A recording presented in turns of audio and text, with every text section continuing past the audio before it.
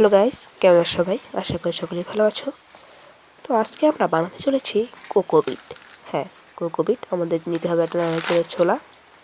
তো এটাকে এরকম ভালো করে ছিঁড়ে নিতে হবে। ভালো করে সুন্দর করে ছিঁড়ে নিচ্ছে, আমরা দেখতে পাচ্ছেন এরকম করে আপনারা ছিঁড়ে নেবেন। কোকোপিটের এগুলো দেখতে পাচ্ছেন, এগুলো জমা হয়েছে আমাদের কাছে কোকোপিট।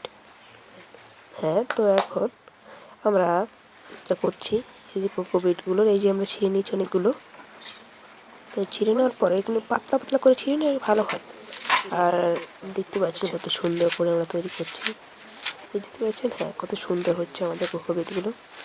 আর এগুলো অনেক সহজ পদ্ধতি, কিন্তু একটু কষ্ট হয় এগুলো করতে।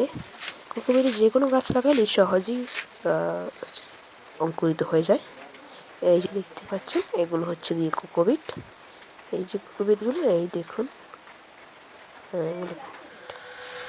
তো গাইস, আমরা এখন যেটা করছিলাম সেটা হচ্ছে গিয়ে এগুলোকে পানিতে ভিজিয়ে এখন পলিথিনের ভিতরে রেখে দিয়েছি।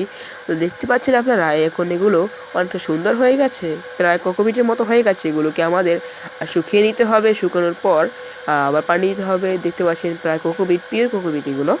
আমরা এখন এটা করবো কি, আমরা বিভিন্ন রকম বানিয়ে আমরা পলিথিনের ভিতরে রেখে অনেক দিন পর্যন্ত রাখতে পারি। আর এই কোকোপিটে আমরা বিশেষ করে অনেক কিছু বানাতে পারি কোকোপিট দিয়ে। মনে করুন আমরা যদি ড্রাগন ফলের আটি চাইলে এটা দিয়ে উৎপন্ন করতে পারি, কিন্তু আমার হাতে লেগে গেছে এগুলো। তো আমরা এখন এগুলোকে ঝাড়ফুঁক করে নিই। তো ভিডিওটা দেখার জন্য সবাইকে ধন্যবাদ। সবাই আমাদের চ্যানেলটা সাবস্ক্রাইব করো। টাটা।